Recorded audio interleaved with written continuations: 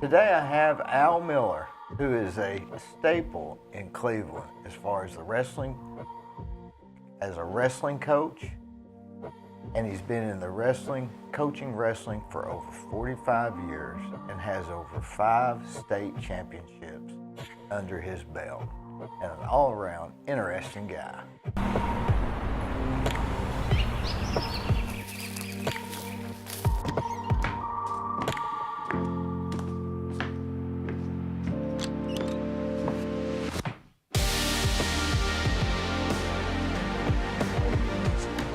Certain subjects. Yeah. I did that for a while. But now I just go over and watch him practice. I helped him for several years at the B team. A lot of times, whoever the head coach was would take first string and go off, and then I'd take the kids left over and we'd go to Ottawa or we'd go to Red Bank and go to some of these, they call them JV tournaments. I enjoyed doing that too. What'd you teach in school? History would be our social studies would be the all-encompassing. American history, it had a lot of subjects. I taught comparative religion, which I really enjoyed. In high school? And then I also taught contemporary issues, which was a lot of fun. That was a senior level course. What's comparative religions? First we had a set of books with the 5 major religions of the world: Christianity, Judaism, Hinduism, Buddhism, and Judaism. And we had a text series from there. And then I kind of went off and some studies on other unique religions, Zoroastrianism. We got Zoroastrianism? Zorro, the sword, Astrianism. Is that a religion? Yes. Quite large in India now. Golly. But it's been around. It was the religion of the ancient Persians. Where did they get that religion from? The Iran area of the world, Persia. That's where it originated from. It's been a while since I've taught it, so I have to think of some of the things. But what is there, like 700,000 religions in the world? There's a lot. There's a lot. But as far as organized and major established, some of them I didn't get around to. I got to Buddhism. I didn't get to Confucianism, which some argue that's not, it's a philosophy, not a religion. But, so it's the same way with Buddhism, right? Oh yeah. But I enjoyed that. I enjoyed teaching that. What is it about that interests you? Gosh. Well, I just recognizing that people have different beliefs, and that these beliefs guide people, and they have important impacts in the world. That just kind of followed. I think my mother steered me in that direction. She was very interested in certain, especially she followed Judaism quite a bit, and traced it. So, I've never really thought about what led me to that. But it's you like mysteries, or is it just religious type of? Yes, just that. And it was funny how we kind of got it. I started teaching it, and Maxine Hughes was the principal then. And Maxine came up to me in the hallway and said, "Mr. Miller, this class you're teaching," she said, "we're going to keep teaching it. We need to do better. We need to expand it." And I said, So she said, "Let me work on it." That afternoon, she said, "I got you a plane ticket to Minneapolis over the Christmas holidays. Go up there and spend 3 or 4 days.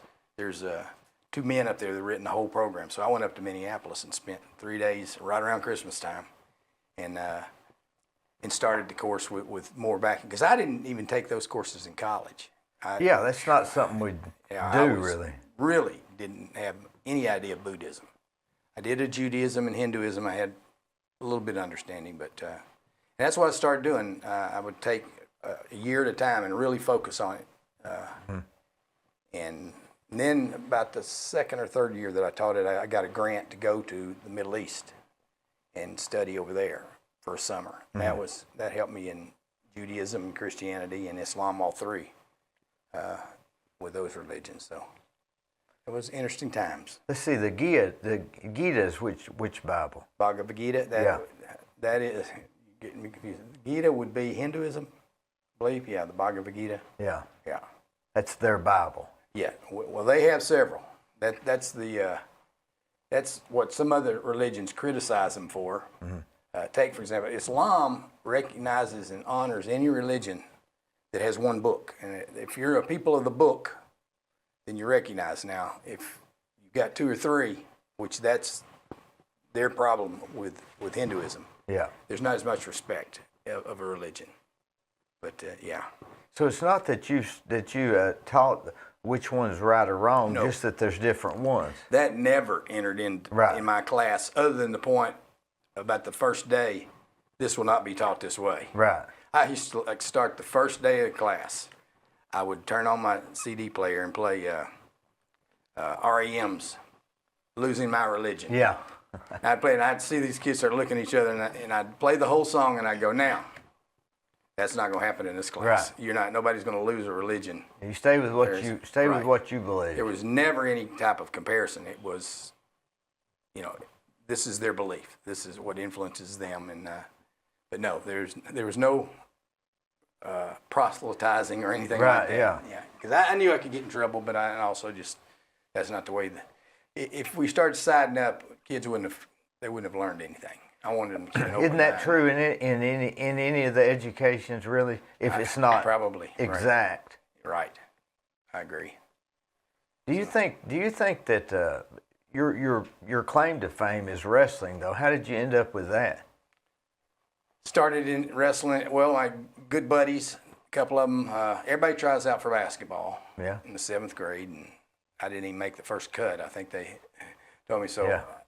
I saw where guys my size, which was small, were doing something. Of course, back then wearing a leather jacket was something really big, and I noticed that wrestlers got to wear jackets just like the big football players. So that got me in the room, and I don't know. I can't explain my love for the sport since then, because Lord knows I got beat up enough.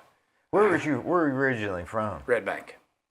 Oh, you were born and raised in Red Bank. I was born in Atlanta when my dad was going to Georgia Tech, and lived in Atlanta in my early childhood, but I don't remember any of that. Then we moved back.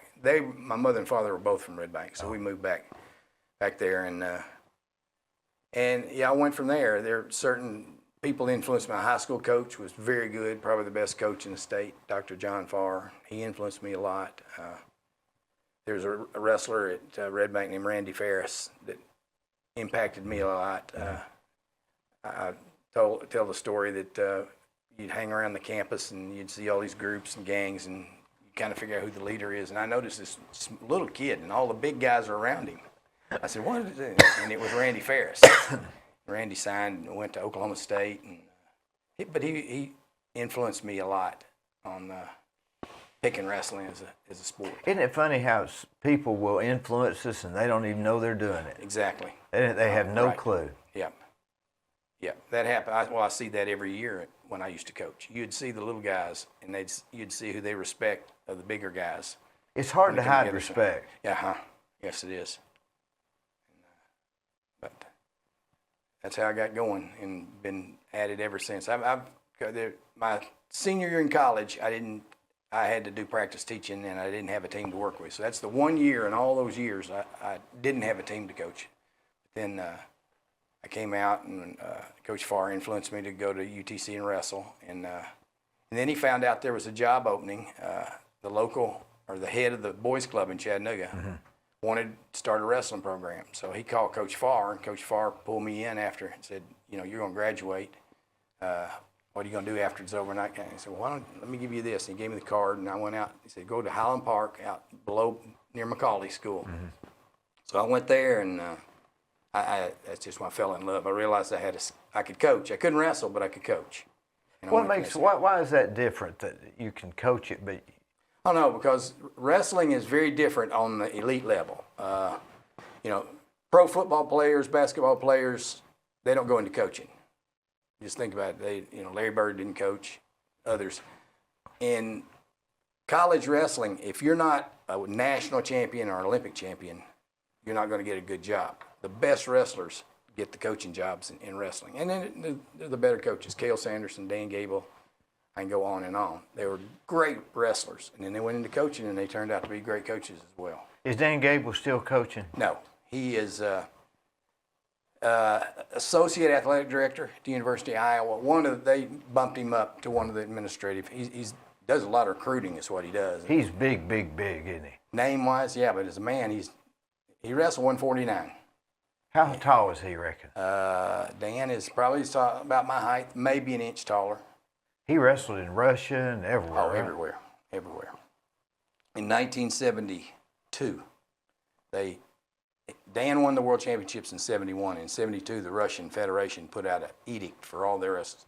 Somebody will beat Dan Gable in the 72 Olympics. I mean, they tried everybody, and they didn't find anybody. Nobody could beat him. And they really respected Gable, though, the Russians. Didn't he get the Medal of Honor, I think? Probably. He's gotten so many. Internationally, he's been recognized. There's an elite Hall of Fame for international, and Dan is. So he won the national. Well, that and the Olympic and the Worlds. Golly. Yeah. He was phenomenal. Have we ever had anybody from here that went further than state? Oh, yeah. They've been further. For me, Howard Langford placed in NCAAs when he wrestled. Quantel Langford, his nephew, won the Southern Conference twice and was Wrestler of the Year. Mm-hmm. But if you're talking about at the World Championship level, no, nobody from around here. We're still waiting. Matt Keller wrestled at Bradley, finished third in the NCAAs, which is the highest anyone is placed from this area. If somebody asked me the wrestlers, who was the best wrestler I ever coached, and I admit that's kind of hard, but Steve Logston and Turner Jackson, who were asked that question when we had our get-together, they said they couldn't name one. I said, well, I can. But the thing is Johnny Lennon, without a doubt, was the best wrestler I coached in high school. But then after he left high school and went to college, Howard Langford would have been the best because he placed in the NCAAs. Yeah. So I've got two. Well, I've had more than two, but they stand out. Whatever happened to them? So Howard, unfortunately, I saw Howard yesterday. His aunt died, and he is down in Georgia. He's a genius as far as computers go. He's the head of electronics and computers for one of the county schools down in Georgia. And then Quantel, he's really turned into something. He lives in San Diego now, and he has what would you describe his company? Graphic designs. Mm-hmm. He designs the fronts of major wrestling magazines. He's just doing a fantastic job, as well as he runs a fitness center out there and coaches wrestling and martial arts. He has. Oh, he's busy. He's got older guys that are fighting and younger kids that he's teaching wrestling to. What wrestling? Do you think you fell in love with it because of it's a different sport than baseball or football. Oh yeah. You ever thought they don't really have you have a basketball arena, you have a football field, but there's not a wrestling arena except for the. There is a Cleveland. Thanks to Alan Jones, right? With the Jones Arena. Yeah. And even before that, now that brick building down there that baseball has taken over, we built that. That was the original wrestling building, where the tennis courts used to be. Yeah. So, and Cleveland's kind of led the way, and that's where I wrestled junior high there. Right. Yeah. Right. But other schools can be jealous, but I've always thought about we were kind of the leaders and examples of, hey, if you want to do something, if you want to improve, come see us. We'll be glad to help you. We'll tell you how we did it. We won't do it for you, but we've been a leader in that area. It's kind of strange that my younger son coaches in Middle Tennessee. He's having a real struggle over there. And I agree. He's told the administration over there he doesn't understand why football has a field, baseball has a field. Every sport has an area they can call their own. Yeah. But the wrestling team, and they've been quite successful over there, winning the region and all.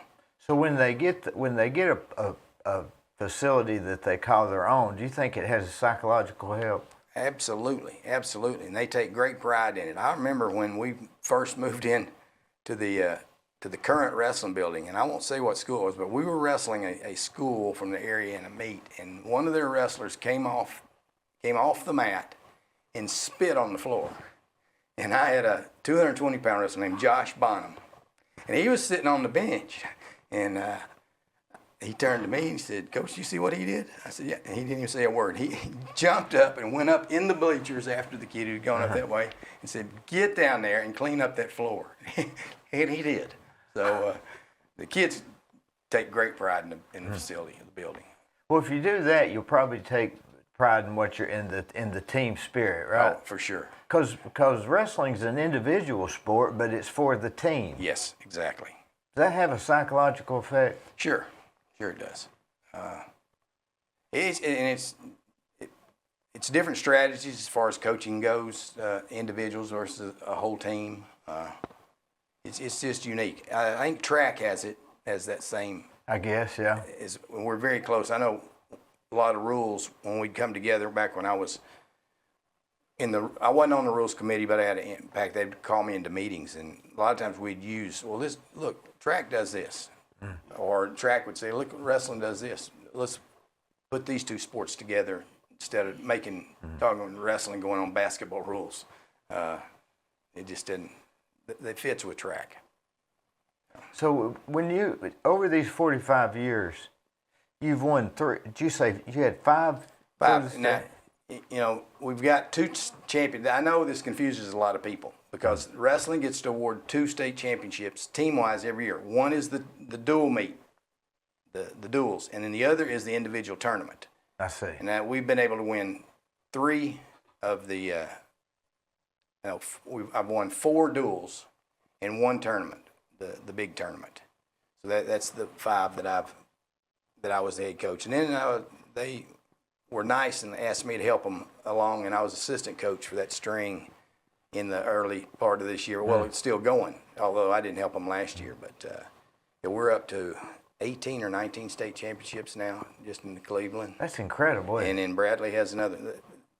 Bradley Cleveland dual meet the other night, which was fantastic. They announced, Johnny Lennon was the announcer. We've had, between the 2 schools, 47 state championships between these 2 schools. And I spent today, I put the challenge out to somebody else. I'm trying to find out on the computer, look up, what are the 2 schools that are the closest together in proximity in this whole state? I've never been to a school distance-wise that's closer than I guess us not. and Bradley. Yeah. I even looked, I remember when Howard and Riverside used, and now that's just proximity. Then, of course, the next question is, have there ever been 2 schools that close together that would compete with each other for a state championship? And that, I don't think, has ever happened. Baylor and Macaulay aren't that close to each other. I just don't think it happened. There's been a lot of rivalry over the years for Bradley. Absolutely. They said it's between 2-point-something and 3 miles between. Is that right? The way the crow flies. Yes, the way the crow flies between us and Bradley. So, I mean, that's amazing for a town our size, anywhere in the country. What do we attribute that to? Not the proximity, but I mean, how many years ago was it when the wrestling really wasn't even a thing around here? Oh, that would have been in the late 60s is when, first thing that attracted kids out, we had 3 really good wrestlers that were good in football. First state champion was Bill Emmendorfer, who went on to play at Tennessee, and he wrestled at Tennessee as well. He was SEC champion. Randy Curtis, who was a college teammate of mine, he was state runner-up. And then Ronnie Ware, who played quarterback on that state championship football team, placed in the state. So what we were getting, when I first moved to Cleveland, what I saw is they had outstanding athletes. And because we were having kids win or place in the state, but it was mostly because they were great athletes. And I thought, if I can go in there and teach wrestling, then we can make Cleveland a powerhouse. And it took a while. It took a long time. Like I said, I started helping in '73. Dwayne Shriver was the head coach at that time. Did you have him for science, more than likely? No, but I left there and went to Bradley in high school. But yeah, I remember Dwayne Shriver was one of the wrestling coaches. Yeah. He was the head coach, and then Bill Talley, baseball coach, stepped down, and Dwayne he had to make a choice. He couldn't do both, and it would have been hard to do both baseball and wrestling. But he stepped down and moved up to head baseball, and that's when I got my chance to be the head wrestling coach. So it was Dwayne Shriver, you, and Bo Borders. I know Johnny Borders, right? Yeah, we had a unique. I helped Johnny with football in the 9th grade level. Yeah. And then he was my assistant in wrestling at the high school level. Yeah. We worked well with each other. Those are good times, aren't they? Yes, they are. Yes, they are. So what's this a picture of? That is the state championship Can you get that team in, it would have been 94, I believe. 1994. That's Is that what it says? Yep. Yep, 94. So, Coach Miller, Josh Coleman, Matt Coleman, Billy Curtis, Lee Varnell, Carlos Thompson, yep. Joshua Claybo. Jason Lander, and Coach Thompson. Yeah. So 1994. That's when we came back. And Yeah. we went in 80. And Yeah. we came close several times. Yeah. I know that was another question somebody asked me the other day. Asked me what was the best team I coached. And I even surprised the Bradley coaches. I said, I think the best team I ever had was the 1987 team. 1987. We finished second in the state that year. But what they had forgotten, and I remembered, is I had a returning state champion on the team named Mike Lennon. The week of the district tournament, he got his ankle stepped on and almost broke it. He didn't score a point for us. God. He was out. And then the thing that really gets me, I won't dwell on it, but McCauley scored more points than we did. They beat us, I think, by 1.5. That's the team when they first learned that McCauley was offering too many scholarships. And I know one of the kids they recruited from Hickson scored enough points that they beat us in the state tournament. Whereas if they'd gone back and maybe they've done in the past, take away points if you've got an illegal participant, they didn't do that. But that 87 team was really good.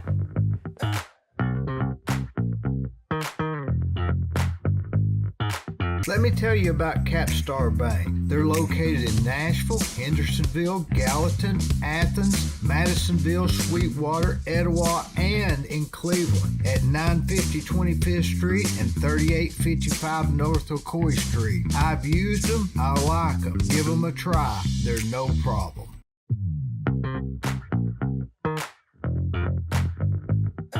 Wrestling is one of the sports where you really have to go deep to solve problems when you're on the ground.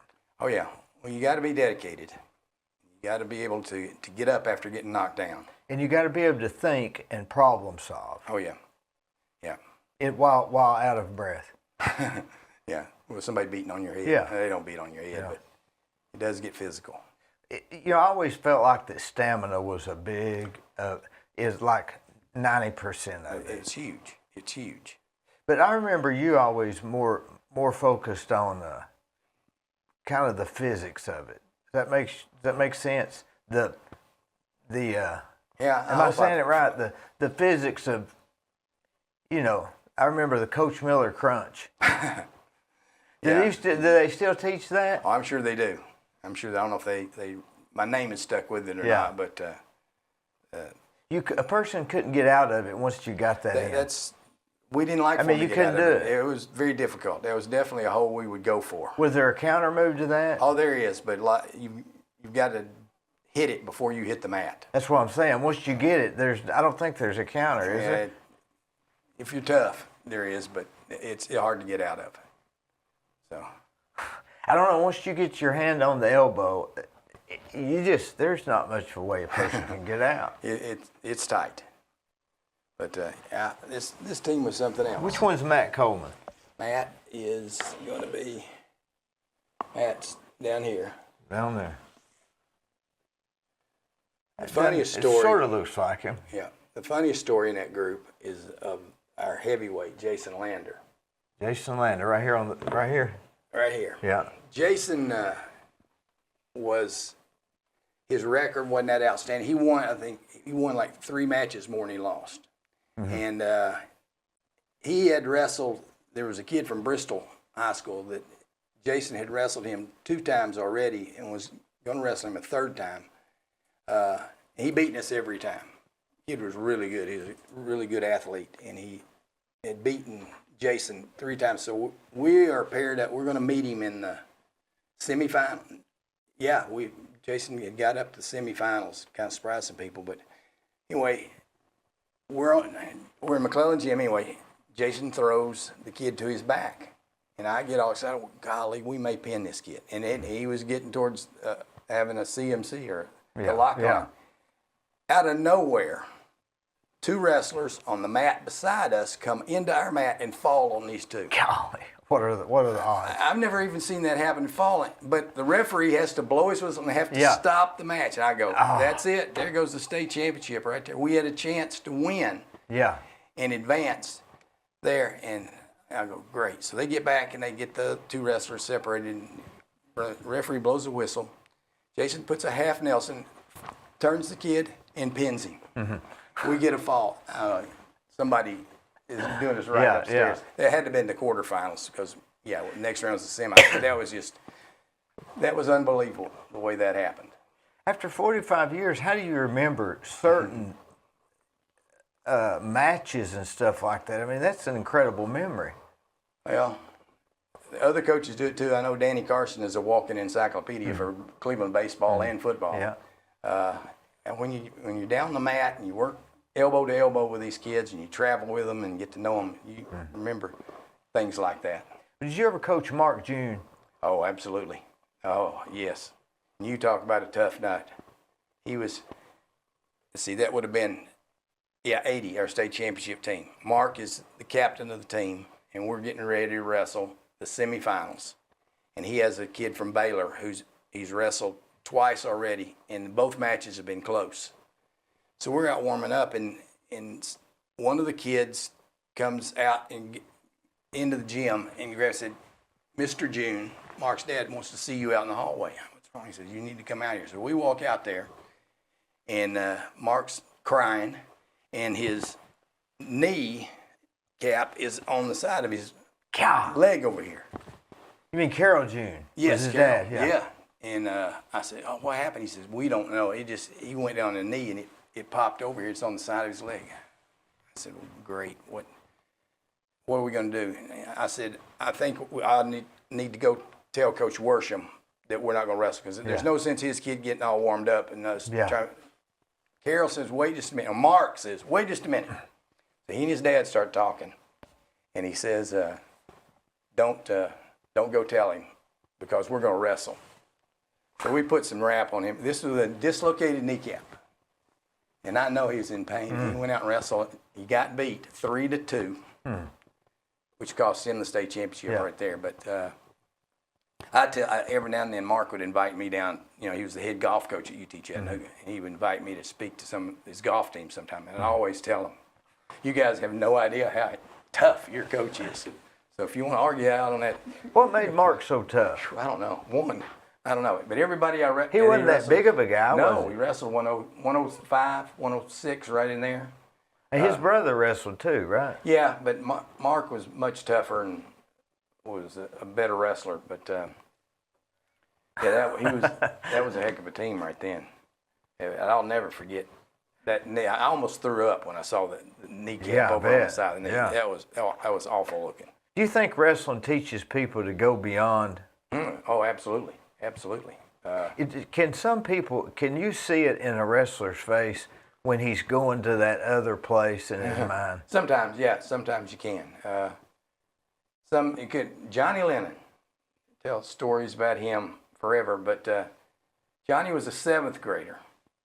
And it's one of the few times I ever missed a dual meet, but Dwayne Shriver took our varsity up to Bristol to a tournament and left. We had at that time, it was a big 9th grade league in the Chattanooga area, and we had a good 9th grade team, so I stayed with them and coached them. And Johnny was on that team, and he had done so-so.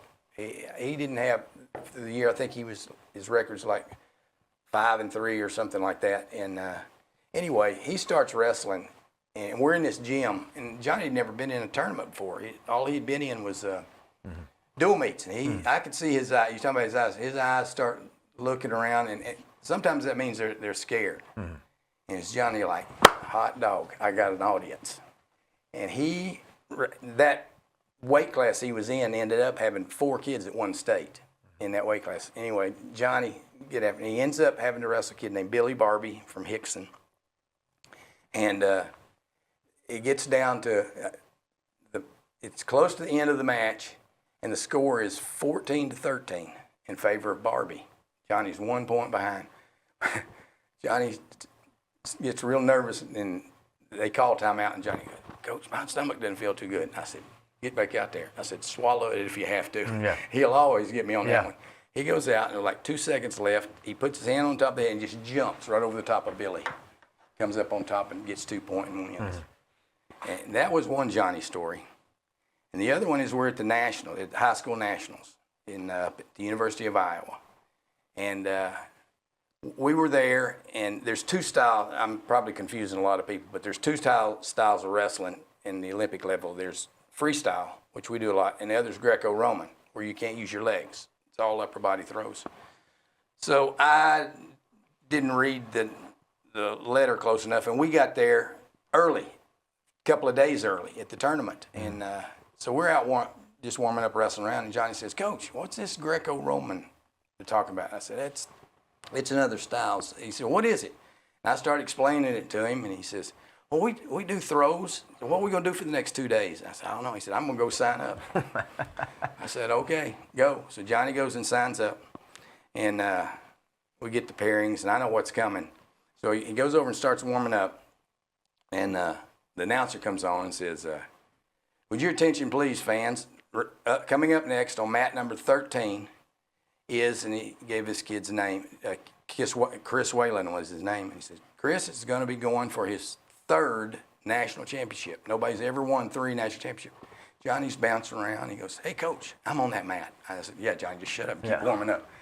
He keeps warming up, and sure enough, time goes out. He goes out and he's wrestling Chris Whalen. And long story short, he gets pinned well, not real quick, but he would do a stand-up, and this kid would launch him, would throw him. Johnny would get wrestling, he'd come back and throw him again. But that's another one of the Lennon stories. So the Greco-Roman is you can throw them with, whereas high school wrestling you can't throw. You can. It's just you're in control. You can't do it to hurt the other guy. And there are throws in high school. They're harder to get because I can grab. If you're going to throw me, I can grab your legs and slow you down real quick. Whereas Greco, like I say, you can't use your legs very much. Oh, I see. No tripping or no grabbing. Yeah, that's your a legs. silly sport, because why wouldn't you use your legs, right? Yeah, well, it's a tough sport. That's for sure. Now, what about grappling? Is that different than wrestling, or is that the same thing? A lot of grapplers come over and learn wrestling, and a lot of wrestlers go into grappling. What's the difference? I don't know. I'm not that familiar with grappling. I'm not sure what the big difference is. Tapping out. Oh, okay. You get submission. Oh, you mean like a Straight jiu-jitsu arm. or Yeah. something?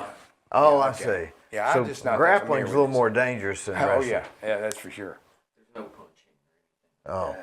If you go into punching, that'd have to be MMA, right? Right. Correct. Boy, have you ever had anybody advance to MMA? Well, like I say, Quantel is coaching it. I don't know if he's ever done. Yeah, Matt Keller did it from Bradley. He got into MMA. I haven't had many. Well, you'd get hit, you'd get hurt before you went very far in that sport. Yep. I tried to focus my kids more towards college and keeping your. How about the Olympics teams? Anybody that's on the Olympics of wrestling, they're just Phenomenal. Yes. Absolutely. Are they people that were state champs and national champs yes. and just kept going? Oh yeah, right. And now, finally, wrestlers can make money wrestling. Whereas used to when Coach Gable wrestled, he would have won another gold medal, but he had to go to work and earn a living. Mm-hmm. And whereas the Russians, they paid their athletes for years and years. But now you can make our better wrestlers make really good money. So now you can wrestle in for the Olympics and make money. Yes. Who was it? Was it John Thorpe that got all of his Olympic medals taken away because he played on a baseball team in the Appalachian League. Yeah. Jim Thorpe. Yep. Jim Thorpe. Yep. They said the greatest athlete ever lived. Yeah. I don't know if that's true, but he was a good one. He won like 4 gold medals or something like that. Let's see. He won decathlon. That would have been the biggest. Yeah. Yeah. He played. He played football for Carlisle, which is the college he went to, and I forget how many touchdowns, but he got tackled one time in the whole game. Golly. and the guy that tackled him broke his collarbone, and his name is Dwight Golly. Eisenhower. What, didn't they have pictures of Jim Thorpe or Jim Thorpe wearing two different shoes? Oh, I don't know. Could have been. Because somebody stole his shoes before the. Right. There's some people who just have an athletic ability like that. That's for sure. Can you outwork somebody that's got a talent? You can outwork them, yeah, but you sure are far behind with their natural ability. Have you ever seen anybody that didn't have natural ability, but they just worked till they got talented? Yeah. Absolutely. Absolutely. Yeah, A lot of the times people that are gifted like that, they don't work as hard as the person trying to get there. I mean, I'll give you one. Heath Esslinger at Bradley Central. Heath will tell you, I forget, he said the other night how many matches he won and lost when he first started. And he stuck with it and ended up outworking people and being a great wrestler. Yeah, some people that just stick with it. I think that's the key. It is a lot. You don't usually walk away and come back. You love it. You stick with it. Keep it. Keep setting higher goals. Do you think wrestling parallels life events? Oh yeah. Oh yeah. Give me an example. Maybe. Again, some people kind of go through life and don't really have. I call it getting knocked down. A lot of people get knocked down, they don't get back up, or they're very slow. Whereas wrestling teaches you, you're going to lose. You're going to lose if you're a wrestler. And the other guy's as tired as you are, right? Yes. Or close. Close, yeah. Yeah. I just think it's a great character builder of a sport. Do you think the mind can take the body further than the body? Oh, yeah. Yeah. You can do a lot more than you think you can. And that's the job of a coach, is to get kids to excel, do better than they even thought they could. Stamina-wise or strength-wise? Or both. But inside is most important. The inner strength that you've got or can build. But yeah, I've seen lots of kids that weren't that good that turned out to be really outstanding outstanding wrestlers or athletes. They just kept on? Yeah. See, and you got some Carlos Thompson on this team. He was a natural. I mean, Carlos, he was the decathlon champion in state. He was all state in football. Anything he did. I know he said, Carlos would say it didn't come easy, but for the rest of us watching him, it looked easy. He did it. He made it look easy. He was a heck of an athlete. If you take somebody that's got natural talent and they got a real hard work ethics, they can really go places. That's your Olympic champions right there. Can you name many people that were real successful in wrestling that didn't go far in life? No. I'm sure there have been some, but every sport has them, but I can't think of any right offhand. You put too much into it. Do you feel like you can't coach now, or you just want to be the assistant? Yeah, I can't. I've had some health turn against me in the last couple of years that I can't coach anymore. I enjoy talking to the wrestlers and encouraging them, but I just can't physically anymore. You can't go to the wrestling practice 5 days a week or 4 days? Not and wrestle with them. Yeah. Not and wrestle with them. I just. You used to though, right? Oh yeah. I used to wrestle with them up through my 40s, and that's when I learned you heal a lot slower when you're 40. And now I've got some medical problems, but it still doesn't keep me from the matches. So you really enjoy that? Is it absolutely like Saturday night, the duels? That was fantastic. That was the greatest atmosphere the other night. Yeah, it was fantastic. I was hoping back when I first started coaching that I'd eventually see that happening, and it did. The very first time we wrestled Bradley, the very first match I'll remember, we had 1,800 people at that one. But of course, that was the newness of the sport. Bradley Central didn't have it until the early 70s. And we hadn't been able to keep it up that much, but the coaches that are there now are trying their best to make it fan-friendly. Do you think the COVID hurt some of that, got people out of the habit? Might have, but me not being in the school, I don't know. I don't want to say whether it did or not because I don't know how. I've talked to some teachers and asked them, what's the COVID done? And they said they've seen it a little bit, but I'm not around it enough, around the school like I used to make that. I don't want to say what it did or it didn't. What's the other picture you have there? See, we got several here. This is just a funny one. This is shows you how tough kids are. This is a kid named Matt Morgan, and he got his eye. He got popped in the eye during the state tournament, and if he looks like his lips swollen too. He's got a big old swollen eye, but we've got this mask we can put on him, and that's what he's wearing to wrestle to play. He needed to score points for us in the state, and he did. But tough luck, right? Yep. Is that you beside him? Yep. You're wearing the same shirt. Same shirt, and that's Howard Langford, my assistant at that time. Let's see what all we brought several. Well, we've got some on a screen. Here's one of the things Matt wanted me to talk about is some of my international travels. That was in Russia. Russia. That gentleman. The guy in the middle, is he Russian? Let me see. There's two. Yes, he's the Russian. And the far one is Sergio Gonzalez. He was a U.S. Olympian back in 1972.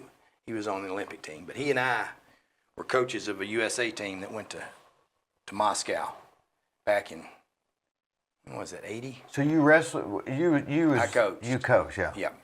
Coach, we got several. Is that their real hair? Oh, that's one of those Russian. That's a Russian hat, yeah. Russian hat. Yeah. What else? Where have we got? Oh, here's this is a team I took to Scotland. That was over Edinburgh. So how do you get to take these people to these places? I worked for USA Wrestling, and I took some. They offered a series of a coaches school, and I went through it. And at the end of it, you have to go through the school, these classes, to be eligible to take these teams. Once you get your name gets put on a list, and it kind of comes up. We'll get invited by other countries, and that's what happened. Russia, or in this case, it was England. Scott. Here's where because they got to have people to invite, wrestle. Oh yeah, they invite us over, and I take a U.S. team. This team you obviously can see. Yeah. We took Paris.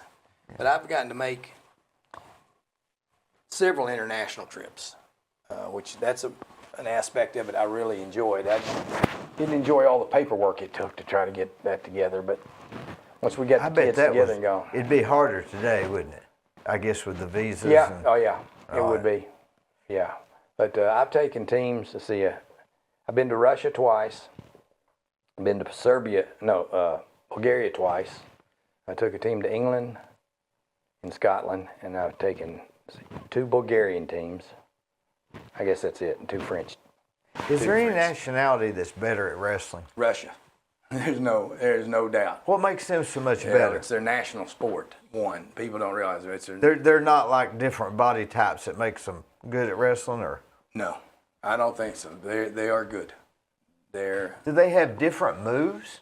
I mean, would you say that in wrestling you've covered all the moves, or are you still seeing new moves? You'll see a few, but if you go to the pyramids in Egypt, there's some carvings on the wall that shows every single wrestling move we do today. Is that right? Is there, except for, and you have to Granby roll, which is a unique American move. It's not on the walls in Egypt. I went and looked.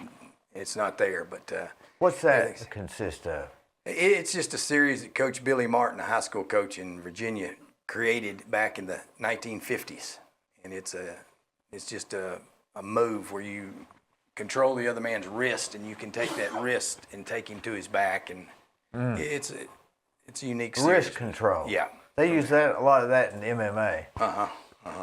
Do that, but yeah, the international tie. Each country develops certainly their own unique.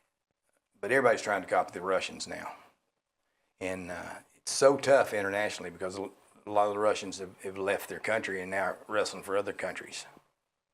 And but I've enjoyed that. Some of those Russian wrestlers get more popular than some of the government officials. Oh yeah. Well, a lot of them are government officials too, and I'm sad to say, this is the truth, that in several of these countries I've been to, the wrestlers, they run the country. They run the country. They are very well known. They're the mafia, and I've never been in a situation like that. But I've been in a couple now where I walk into a restaurant, or particularly with a bar, and the people turn around and see who I'm with, and it's just amazing. They just scoot back, give me their chair. What can I do for you? You can just, I don't like that, but I don't like having people be afraid of me. But yeah, that was, they were afraid. You went ahead and took the seat anyway. I took the seat anyway. I said and told him thank you. Yeah.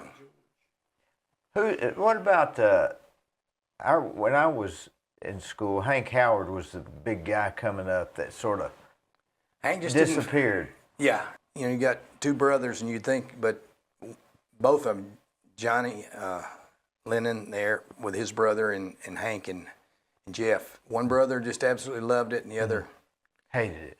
I don't know if he hated it, but I don't think Hank found a challenge in it. It all came very easy for him. So they're different brothers, but yet I can't explain it. Whatever happened to Hank? Hank lives over in Polk County, and I keep up. I see his dad every now and then around town, but he would have sure helped us. I had a rough year. That was rough coaching. Going into the state that year, or going into the season, we were ranked number one team in the state of Tennessee. And I had 3 returning All-Stars. I had Hank was returning state champion. And then who was my other? Oh, Shelton Langford. He was outstanding. And David Fountain.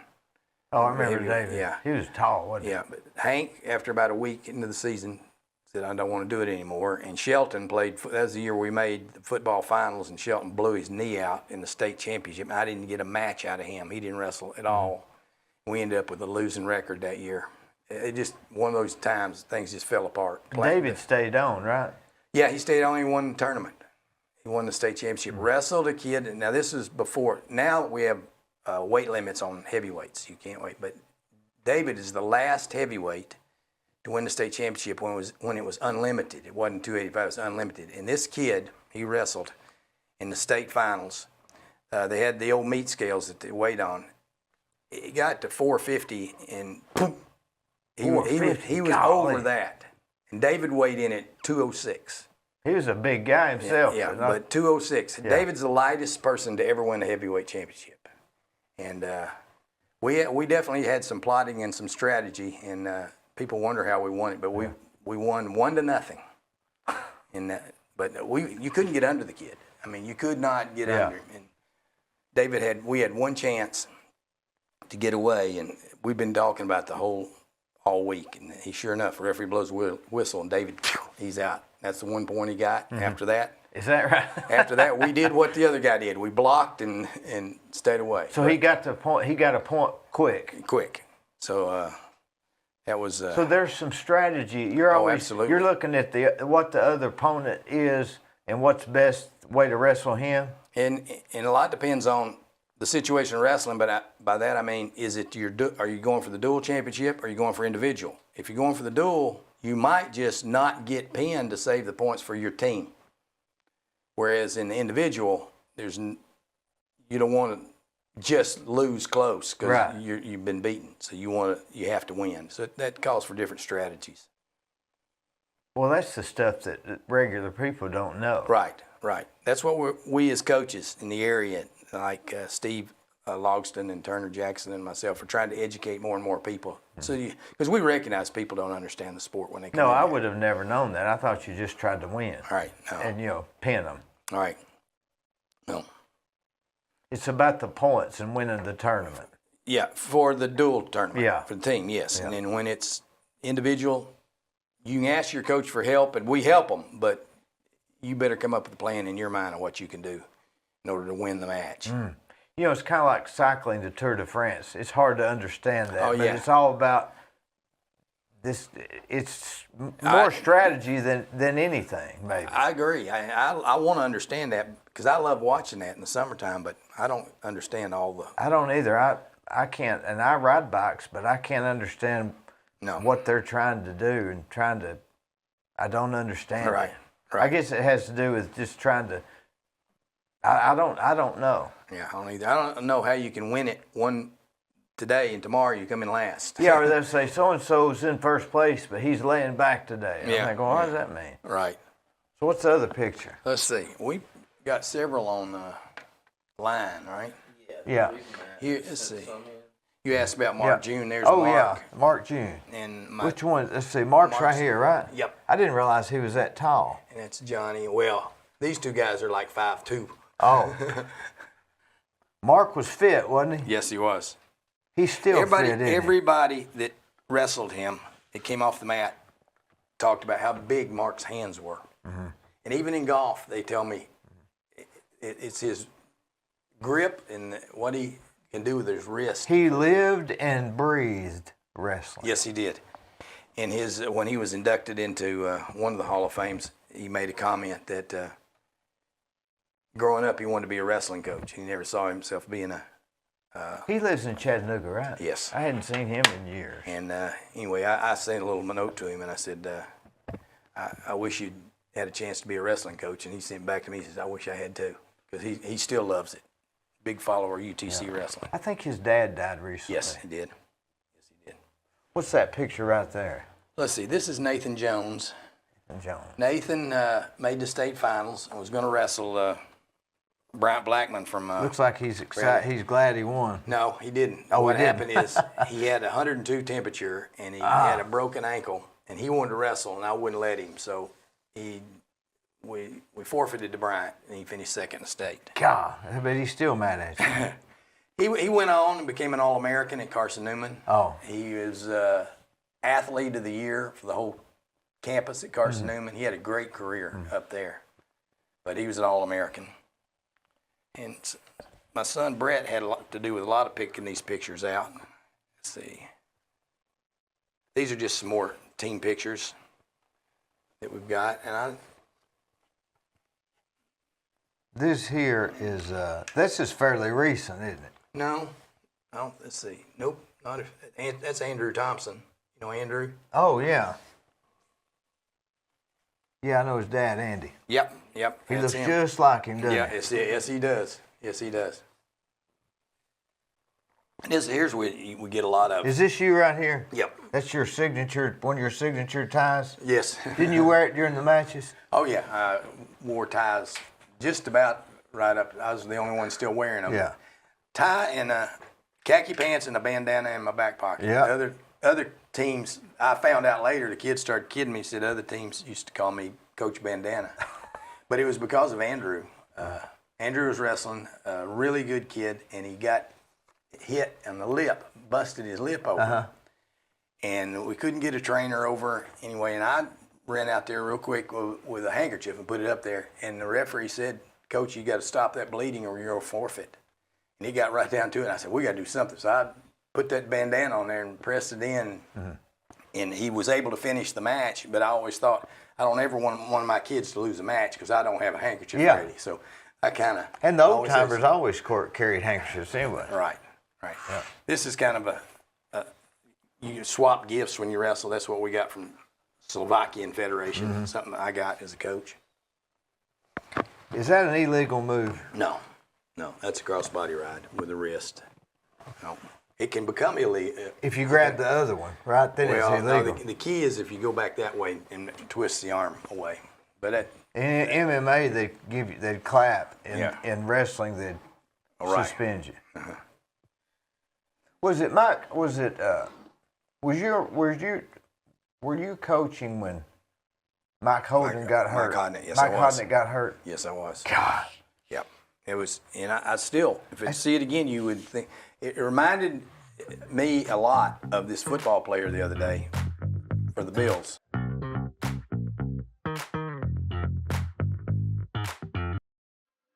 On the courthouse square at 30 2nd Street is the law firm of Logan Thompson Law.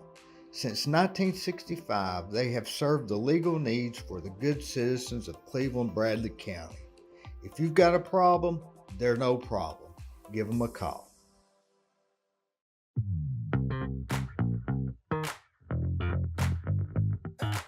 What came to my mind is when that football player got hurt, it was a hard hit, but nothing unusual. Oh, yeah, that's right. That And the Hamill thing, guy. when it happened to Mike, and we were very fortunate, the referee was who he was. I knew Taft Walden was the referee. He was an experienced wrestler, and he said all along, he said, something just looked strange. So I went down and blew the whistle. They didn't continue wrestling. And they laid him out and just kept him still. But he wasn't slammed, he wasn't thrown, he didn't hit bad. Doctor still don't know what happened. That part of his neck was weak, and it. Maybe that's what it was. He had a. Oh yeah. It would have happened next month or some other time, right? It happened in a weak part of his body. That's for sure. For whatever reason, it was. Yeah, because I saw it. I mean, I'm looking right at it, and I didn't think. We tried a move with the arm. I mean, it wasn't an illegal move or nothing. Oh no, it was not illegal at all. But just one of those freak things, like the football player the other day. He sure was successful, though, wasn't he? Oh, yes, he was. He held in there, and he always had a good attitude. Mm-hmm. Yeah, I hated that, and that really hurt the sport. But I just because Mike just came out because his buddies wrestled. He had never wrestled before. He probably wasn't a big guy anyway, right? No, he weighed about 160 pounds. Oh, is that right? Yeah. He played on the football team. He didn't get to play very much. But that's what he told us when he came out for wrestling. He said, I didn't get to play much football, so let me see.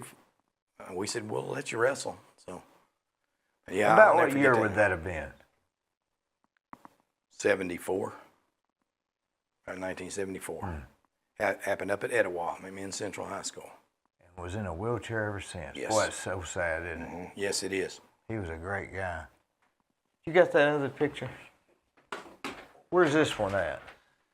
Is that the one in Paris? That's the one in front of the Louvre. Yeah, that's In front of the what? the Louvre, Louvre.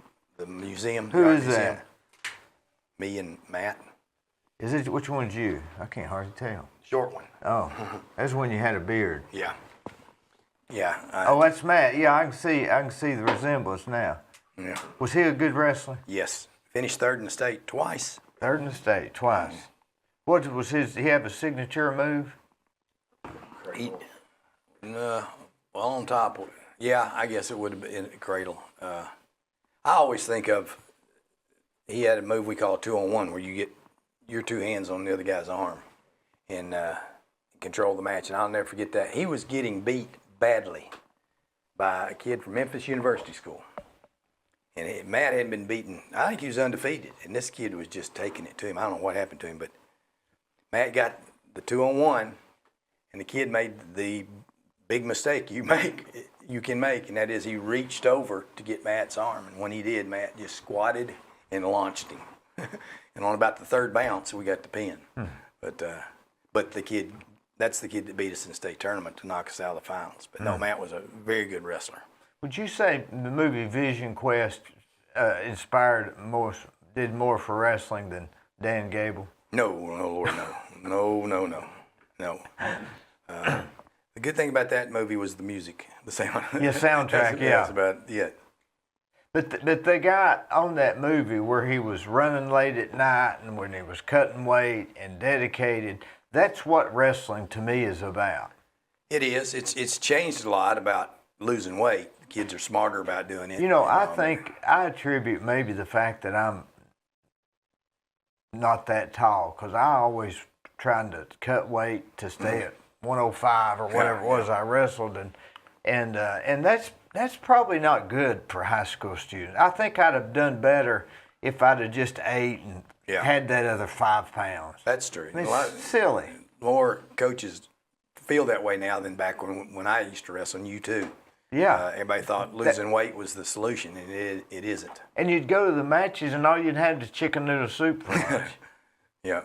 And in cycling, I found out that the more you eat, the better you can lose weight. It's a weird thing, but Oh, yeah. if you don't have energy, you can't lose weight. Right. And a lot of people think that wrestlers would have a hard time breaking a sweat. No. No. When you break a sweat every day and have a hard workout, it's easier to break. I can still smell those mats. It was like a rubbery, smell. There's still a smell to them, but not as bad now as the old. How about the guy in Polk County, Giussani? Giussani? He's a real nice guy. He is. Yeah. Yeah. Brett, my son, was in Angelo's weight. Oh, is that right? The year Angelo won the state. He was the state. I had him here on the podcast. Did you? Oh, yeah. He's real interesting. Yes, he is. And he's Yes, not he just is. a successful wrestler. Yeah. He's successful in a lot of areas. He is a nice guy. He is. Yeah, I've been impressed with the way he's helped some of the. They didn't wrestling really programs. have a program, did they? No, and they get one started and then they don't have it the next year, and you gotta keep it going. I'd say with him up there, it'll be because he's pretty much a. He's helped anybody that's tried to start it, yeah. Mm-hmm. But I'd like to see him start one. Well, he's doing pretty good with that one up there now. Is he? What about these? Now, I met the other night the Cleveland High School girls wrestling coach. Yep. Who would have ever thought? I know. Well, that's putting it the way who would have ever thought. But I'm glad for the girls that want to do it. I'm glad they have the opportunity. I don't know how that's going to come out the way I say it, but it's definitely going to help wrestling overall.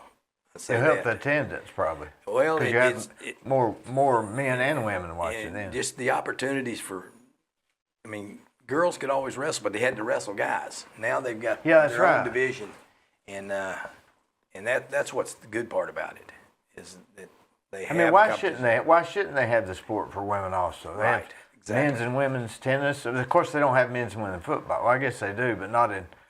I understand it's coming in football. Well, that'd be expensive. They can hardly afford it. Would be. Some of the states, Nebraska, I think, is experimenting with it. So, What about these people that think they should take sports completely out of schools? you better cut out what I have to say on that one. If you can't recognize what sports do, I don't know how I could. Tell me 3 things sports does. Get you to school for one. One. It's a motivator that you must get there. You must do well in other things besides wrestling. You got to do your schoolwork. Or you'll get thrown off the.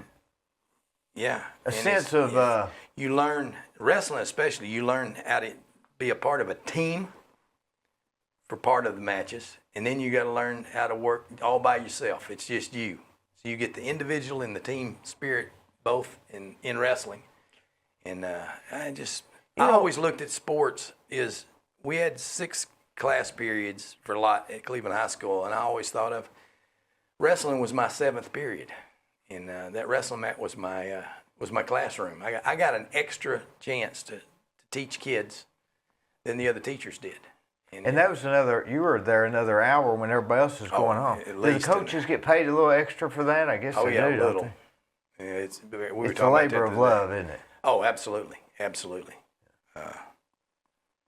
One thing I remember, and I'm sure you don't remember, but funny, how things stick in your mind that you have no rhyme or reason why it sticks in your mind. And I'm not making this up. We was at Cleveland Junior High. We were wrestling, and you were on the mat, and you were going over some moves, and you said, I'm sure you don't remember this. You said, guys, in this move, you have to learn to relax, not get excited.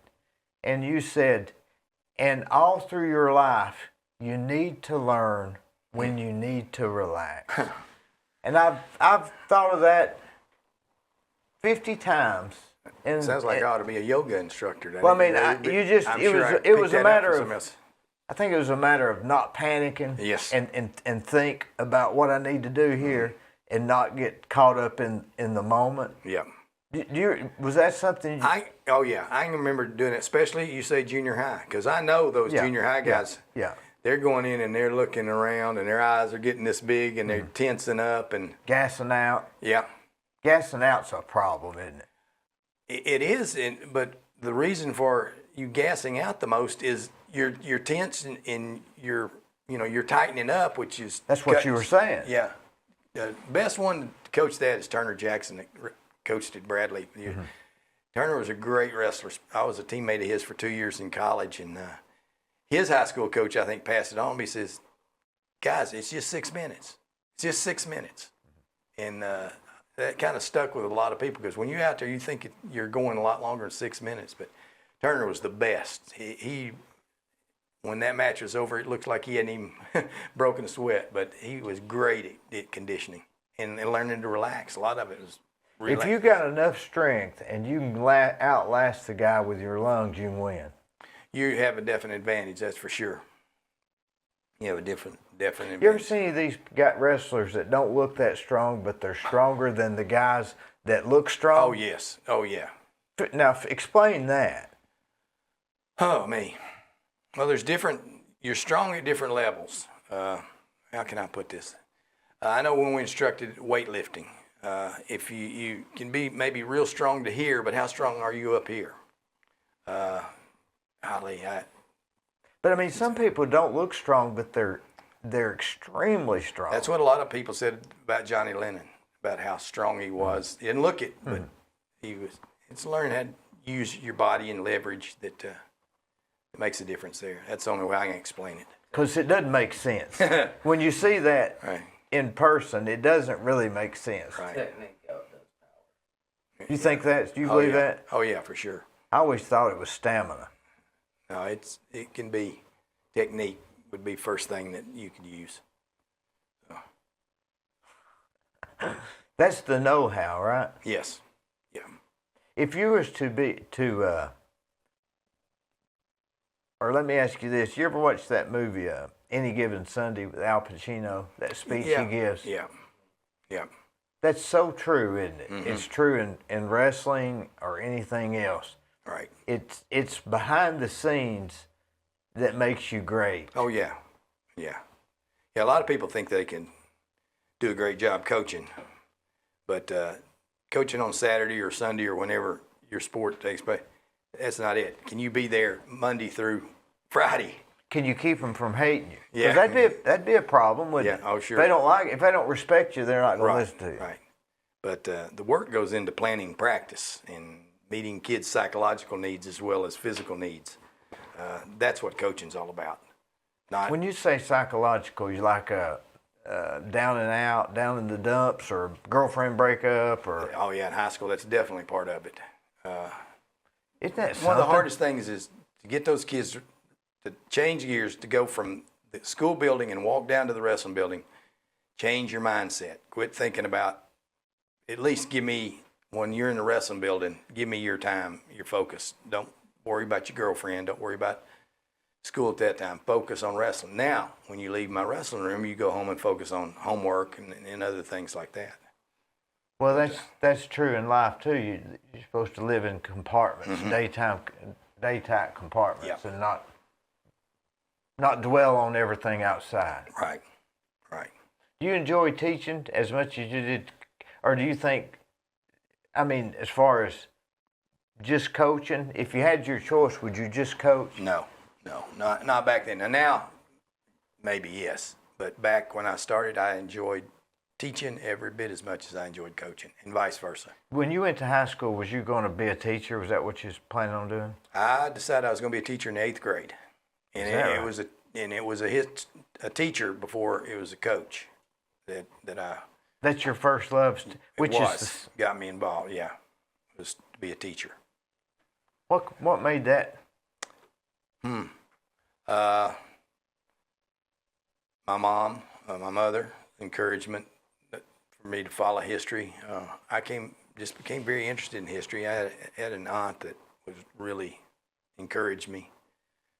I got really interested in the Civil War, and they provided me all the things to encourage me to learn more and more. But it was be a history teacher first, and then when I met Coach Farr at the high school level, because I was ready to quit my 9th grade year, or going in my 10th grade. I just didn't see it. But when he started coaching, then I fell in love with the sport then. Well, you've certainly been a success at it. Well, I've had good kids, and I've been fortunate, and I've made a few right decisions, but I've enjoyed it all along the way. Do you think that, what does the future hold for you? For me, Yeah. I don't know. Like I said, I've got some physical problems that I've got to focus on. Care to go over them or not? No, it's people starting to realize now I have Parkinson's disease.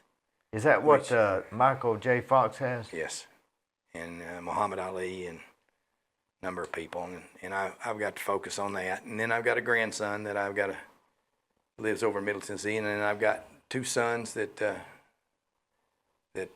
I need to help and take care of. I hope they need my help. How do you focus on Parkinson's? There's not a cure, right? No, there's not a cure. You just learn to live with it? No, well, I guess so, but there's a class I take at the YMCA. There's a whole group of us. There's about 20 of us that have, Is that right? yeah, Parkinson's, and we do physical therapy on 3 days a week. Are some worse than you and some not as bad? Oh, yes. Some have had it longer than I have.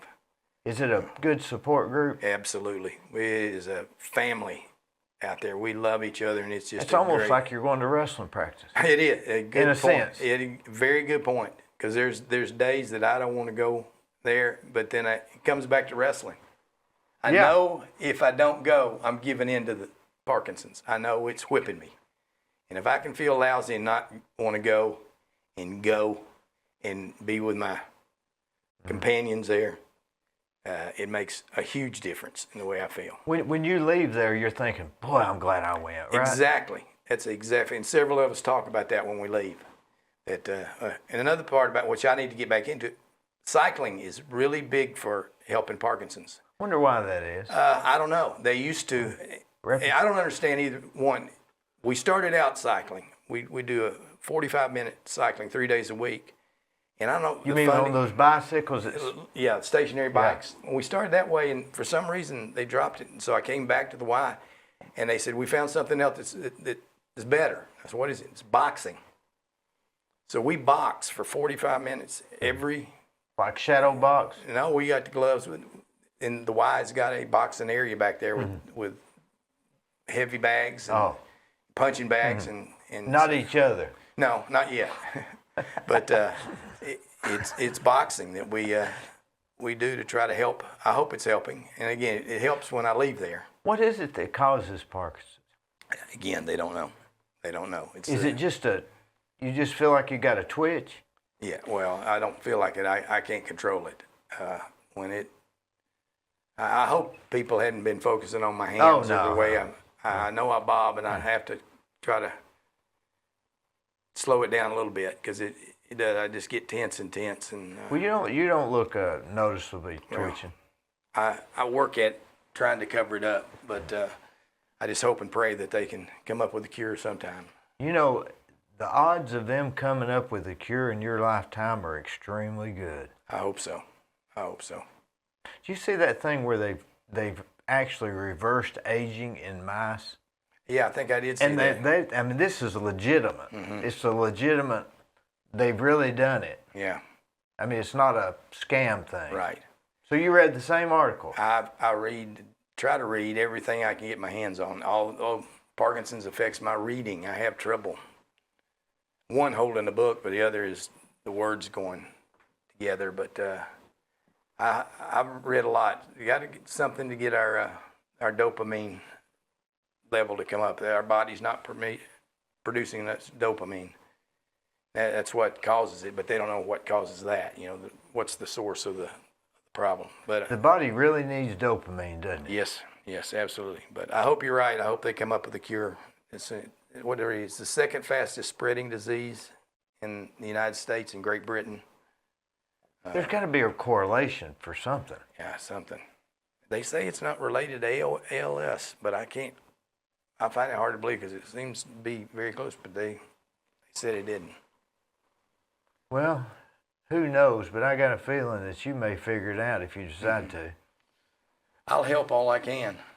I've got to make a big decision soon with there is a surgery that's supposed to help called deep brain stimulation where they get in. I've got to make that decision soon if I want to go that route. Well, what's the downside? Well, I don't know, but as far as the operation goes, if I don't have it, I'm obviously going to get worse and worse. Have they had other people that's had success with it? Yes. Well, I'd sign up. Yeah, I'm getting more and more encouragement to do that. I'm thinking more and more to go that route. I mean, bother anybody that they're going to drill into your head. You're going to have second thoughts. But yeah, but you know, percentage just rate. like getting your cavity filled, you know, they know what they're doing. Yeah. They've had good success with it for what I've read. Well, I'd hate to be the first one they tried it on. That's true. That's true. What's that picture there? What we got? This is another one, just team pictures. I don't know if you know anybody. Chuck Swafford, do you remember Chuck Swafford, yeah. Let's see. Yeah, I know Chuck. That's Chuck. Yeah, he owns a cigar shop. Yes, he does. Cigar shop. Yep. He is one of the nicest guys you'll ever. Look, you got this, Gwen? He's one of the nicest guys you'll ever meet, isn't he? Boy, he was. I bet he was good. Yeah, he was. His arms are like. He was a natural. Benny Monroe tells stories on Chuck. He went to Middle Tennessee to play football, and they were going to redshirt him, and they told Coach Monroe, "We can't redshirt him. He's better than any kid we got on the varsity." So he played it right out. This is the 1980 team. That's the first state championship. 1980. Who is that? Who is on that team? Let's see. Coming across me, of course. Jeff White, Bobby Bennett, Randy Bunch, who lives here in town. Randy Bunch. Yeah, Randy. Here's Bob Waddell. That's Johnny Lemon. Michael Bowerman. Here's Bob Waddell. Yeah. And here's Mark June. Mark June. And that's Dwayne Shriver up there. Yep, that was the first team, won the state. We finished third in 79 and then won it in 80. It's funny, a wrestler from East Ridge ran into the other day and he said, we were looking on the wall at East Ridge and in 1980 we had 4 state champions and you had 2 and you beat us. I said, yeah, we I know that winning's great, but don't underestimate the teams that didn't win because it still provided the absolutely. thing, right? Yeah, you still talk about it. And years from now. it still helped the people. Oh yeah, for sure. You've done a great job with this, but would you ever thought that 45 years later? Not some of the things that have gone on, that's for sure. Like that match the other night, I would never have imagined it. I would have been hopeful they would have something like that. You mentioned girls wrestling. I certainly wouldn't have imagined it then. How many would play on the girls, or how many would they have a full team? Sure. Yeah, we're getting close to it. I mean, it takes starting a boys team. It takes time. Yeah. You come on up, but it's.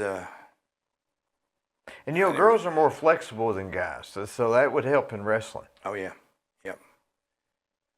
So it is the it's the second fastest sport growing in the United States right now. Girls, field hockey, lacrosse. Lacrosse is the fastest growing sport, and girls wrestling is the second fastest growing sport in high schools today. So. There may be one day getting so many sports they don't have time to go to school. There can be because the big thing is everyone wants money. It takes money to have a uniforms a good program, shoes and right.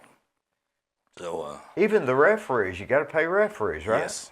Yes, and security officers and all kinds of things. Oh yeah. So this is a picture of what? Oops. What we got here? That was us when we were in Bulgaria. Now you can do it. Make it use your fingers. Bulgaria. Make it smaller. Oh. Yeah. We're in Sofia. Oh, I see. Yeah. That was on the national team. Yeah, this is the guy he's talking about. And I'm sure George was the head of it. He owned a travel company, and he got all sports come in. And but he was a good wrestler too. He finished second in the world to the Russian. These traveling sports, that's when they have it off season, and they really. Yeah, that's another advantage I always tell them of coaching wrestling. You don't have football teams going over to Europe. They don't have it. But wrestling and track and field, you can always find competition over there. Would you say that wrestling is one of the best sports to build character? Yes. I guess I'm prejudiced, but I definitely think it is. Are you proud of your time in coaching kids? Yes. Oh, yeah. Absolutely. More so than any win? Yeah, yeah. For them to come up years from now and say, What I just did. I remember your team. Yeah. You know, I remember your competitiveness, and I appreciate that. Thank you. Hey, I appreciate you. All righty. coming. Glad to. Thanks for doing something like this. I really do appreciate it.